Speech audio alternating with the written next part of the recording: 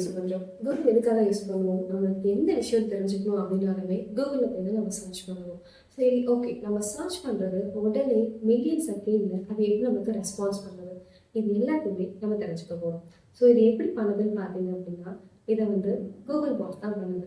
Google pots என்ன பண்ணுவோம் அப்படின்னா, இப்போ நம்ம ஒரு விஷயத்தை சர்ச் பண்ணுறோம் அப்படின்னா, இது ஆல்ரெடி முன்னாடி எல்லா வெப்சைட்டுக்கும் போயிட்டு அங்கே இருக்கிற கண்டென்ட் எல்லாத்தையுமே அப்டேட் எல்லாத்தையுமே அதோட டேட்டா பேஸில் ஸ்டோர் பண்ணி வச்சுக்கும்.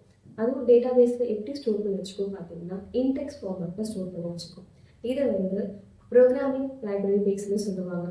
ஃபார் எக்ஸாம்பிள், லைக் நீங்கள் சர்ச் பண்ணும்போது லைவில் போயிட்டு ஓகே யூசர் இப்போ இதை சர்ச் பண்ணியிருக்காங்க, இப்போ போய் நம்ம எல்லா வெப்சைட்டும் விசிட் பண்ணி இந்த கண்டென்ட்டை எடுத்து கொடுக்காது.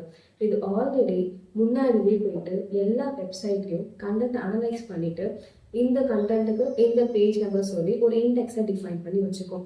ஸோ இதுக்கப்புறம் நம்ம போய் ஏதாவது விஷயம் சர்ச் பண்ணுறோம் அப்படின்னா டேரெக்டாக லைவில் போய் சர்ச் பண்ணாமல் அது இண்டெக்ஸில் ஓகே யூசர் இதை எடுத்துருக்காங்க, நம்ம இந்த கண்டென்ட்டை பாஸ் பண்ண சொல்லிட்டு இண்டெக்ஸில் அந்த டேட்டாவை எடுத்து ஃபெச் பண்ணி கொடுக்கும்.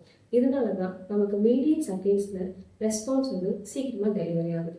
ஸோ இதுக்கப்புறம் நீங்கள் ஏதாவது விஷயம் சர்ச் பண்ணுறீங்க அப்படின்னா நீங்கள் எப்படி மில்லியன் செகண்டில் நம்மளுக்கு ரெஸ்பான்ஸ் எடுத்து கொடுக்குது அப்படின்றத யோசிக்க தேவையில்ல. இந்த ஃபார்மேட்டு தான் கூகுள் ஒர்க் ஆகுது. ஸோ இது மாரி டெக் கண்டென்ட்டுக்கு நீங்கள் டாப் ஸ்கில் அகாடமியை ஃபாலோ பண்ணிக்கோங்க.